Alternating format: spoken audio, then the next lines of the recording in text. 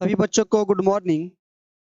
जैसा कि आप लोगों को पता है कि हम लोग 10वीं क्लास का बायोलॉजी चैप्टर 1 का अध्ययन कर रहे हैं। इस वीडियो में हम लोग विषम पोषण के बारे में जानेंगे। पिछली वीडियो में आप लोगों को बताया था कि स्व पोषण क्या है और प्रकाश संश्लेषण की क्रिया कैसे होता है, भोजन अपना पेड़ पौधे अपना भोजन कैसे बनाते हैं, इन सब के बारे में हम लोग पढ़े थे। इस वीडियो में हम लोग को जानना है विषम पोषण क्या होता है। तो विषम नाम से ही पता चल रहा है कि अलग, ठीक है। एक इसको नाम और कहते हैं परपोषण। क्या कहते हैं? परपोषण। इसको भी याद रखिएगा, तो इसका एक नाम है परपोषण। परपोषण कहिए चाहे विषम पोषण कहिए, दोनों बातें बराबर है।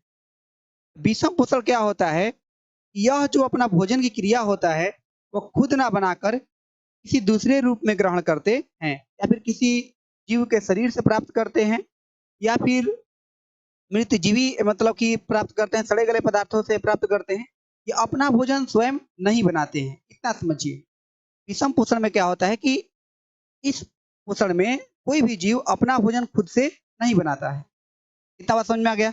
अगर हम कहें कि ये कौन सा विधि है पोषण का, तो बोलेंगे, अगर इसको परिभाषित किया जाए अच्छे से, तो पोषण का वह विधि जिसमें कोई जीव अपना भोजन स्वयं न बना पाने के कारण अन्य जीवों पर क्या करता है? निर्भर रहता है।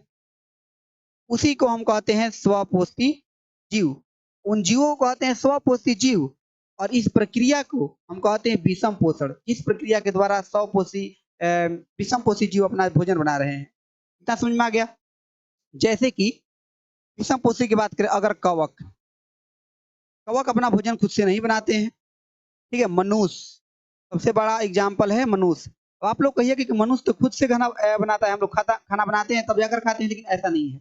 वो खाना हम नहीं बनाते, हम तो केवल उसको बना रहे हैं कि घर में कि चूल्हा पर बना रहे हैं, लेकिन वो बना कैसे है ये इंपॉर्टेंट है। वो सूर्य के प्रकाश की उपस्थिति में, कार्बन डाइऑक्साइड की उपस्थिति में बना है। चाहे वो मुर्गा बना रहे हैं, चाहे यहाँ पे चावल खा रहे हैं, कुछ भी, हम उसको बनाए नहीं है, केवल हम उसको सिंझाए हैं। सिंझाने का मतलब होता है उसको केवल हम पकाए हैं, बनाए नहीं है। तो कवक हो गया, मनुष्य हो गया, और जितने भी सभी जीव जंतु जितने भी हैं, वह सभी के सभी विषम पोषण है। सभी के सभी विषम पोषण है। अब यहाँ पर समझने वाली बात यह है कि विषम पोषण जो होता है, क्या एक ही होता है? नहीं, इसका भी कई प्रकार का होता है। यह भी कई प्रकार का होता है। जैसे कि मनुष्य अलग तरीके से भोजन करता है, कवक अलग तरीके से भोजन करता है, और फंगस अलग तरीके से भोजन करता है।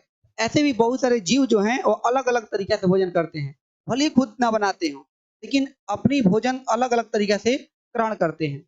उनके बारे में हम लोग को पढ़ना है, कितने विधियों में बांटा गया है। तो चलिए पहले ये जान लेते हैं कि विषम पोषी पोषण किसे कहते हैं। तो आप लोग को पता चल गया। अब विषम पोषी पोषण के प्रकार कितने होते हैं? तो विषम पोषी पोषण के मुख्यतः 3 प्रकार होते हैं। कितने? 3 प्रकार होते हैं। पहला कहते हैं प्राणी संपोषण, प्राणी संपोषण। दूसरा होता है मृत जीवी, मृत जीवी।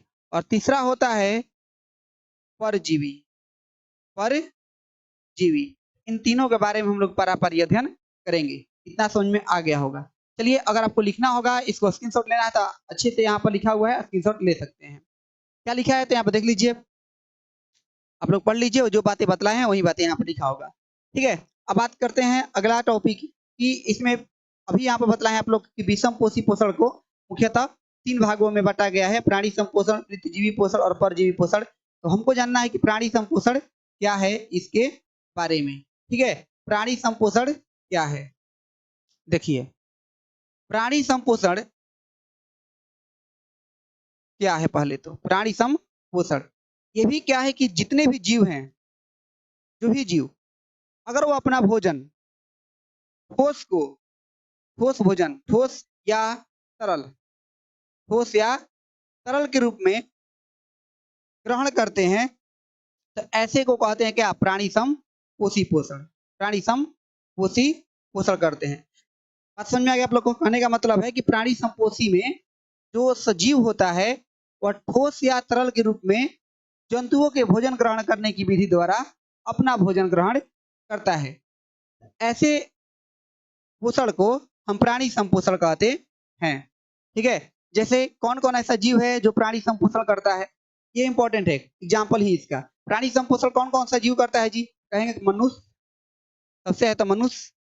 दूसरा अमीबा, देखिए अमीबा एक कोशिकीय जीव है, फिर भी यह करता है। इसके बारे में हम लोग पढ़ाएंगे कि ये प्रश्न आता है कि अमीबा अपना भोजन की क्रिया कैसे करता है, मतलब अपना भोजन कैसे बनाता है, या पाचन की क्रिया कैसे करता है, ये भी बताएं। फिर सभी जानवर, सभी जानवर ये जितने भी हैं वह सभी के सभी प्राणी संपोषी के माध्यम, प्राणी संपोषी हैं। यह प्राणी संपोषी पोषण के द्वारा अपना भोजन को प्राप्त करते हैं। इतना समझ में आ गया आप लोग को? अब देखिए भोजन के आधार पर, भोजन तो ये प्राप्त करेंगे ठोस या तरल के रूप में, ठोस या तरल के रूप में अपना भोजन ग्रहण करेंगे। भोजन के आधार पर जो ये प्राणी संपोषी है, इसको भी 3 वर्गों में बांट दिया गया, इसको भी 3 वर्गों में बांट दिया गया। अभी सबको बिटकार के आप लोगों को बतलाते हैं।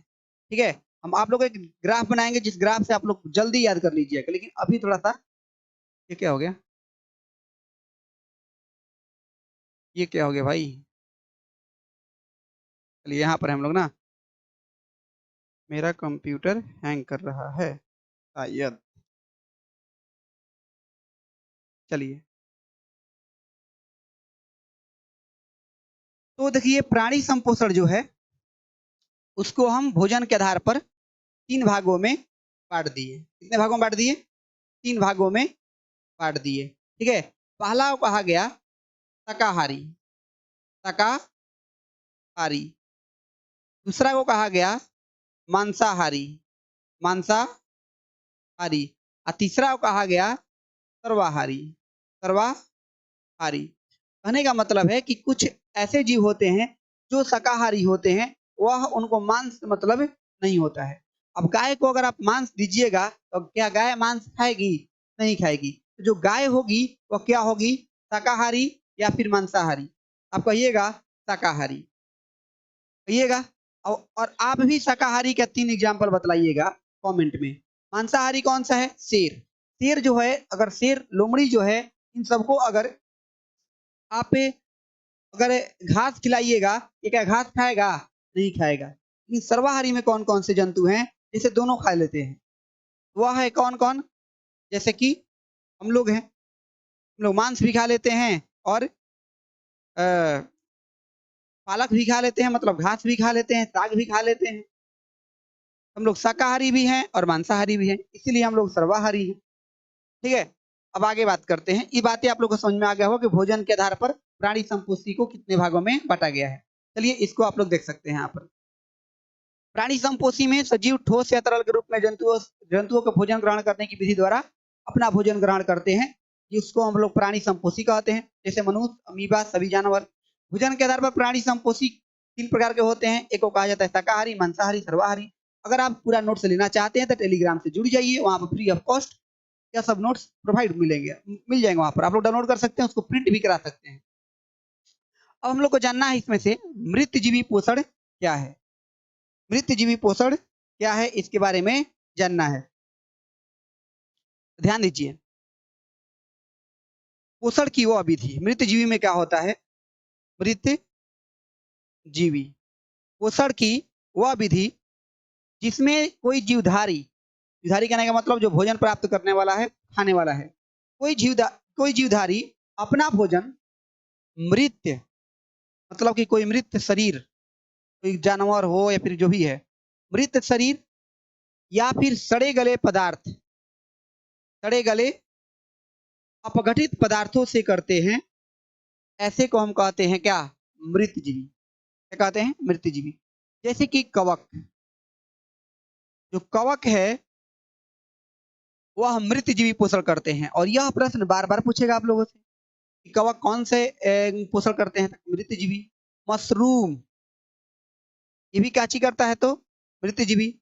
ईस्ट, ये भी क्या करता है? तो ये भी करता है आप लोग का मृतजीवी। मृतजीवी किसे कहते हैं? जो अपना भोजन सड़े गले पदार्थों से करते हैं, उसे हम मृतजीवी पोषण कहते हैं।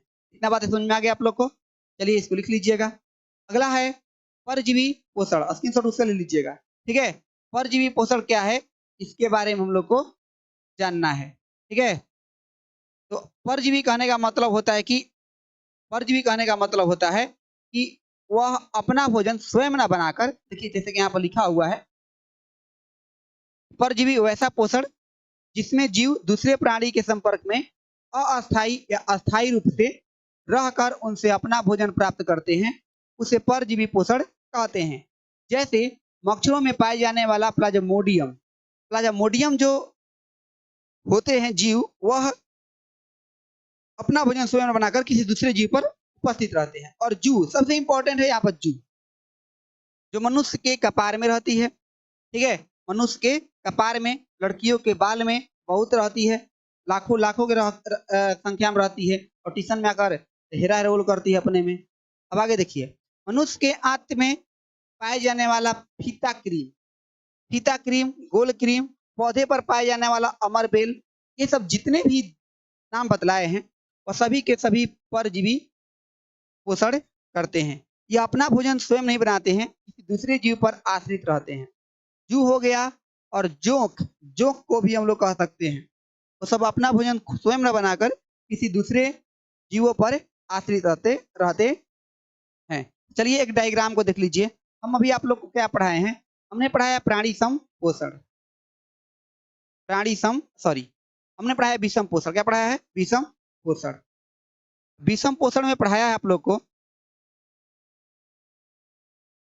विषम पोषण मतलब कि जो अपना भोजन खुद ना बनाए। इसको हम 3 भागों में बांटे। एक को कहा गया प्राणी संपोषी, प्राणी संपोषी, दूसरा मृतजीवी, और तीसरा परजीवी। अब प्राणी संपोषी को भी 3 भागों में बांटे थे हम लोग, शाकाहारी, मांसाहारी और सर्वाहारी। ठीक है, मृतजीवी कवक वगैरह हो गया, परजीवी जू हो गया, इसमें समझिएगा सभी जानवर और मनुष्य। तो आशा करते हैं आप लोग को ये वीडियो समझ में आया है। समझ में आया होगा तो लाइक कर दीजिए, अगर चैनल पर नए हैं तो सब्सक्राइब कर लीजिएगा। धन्यवाद।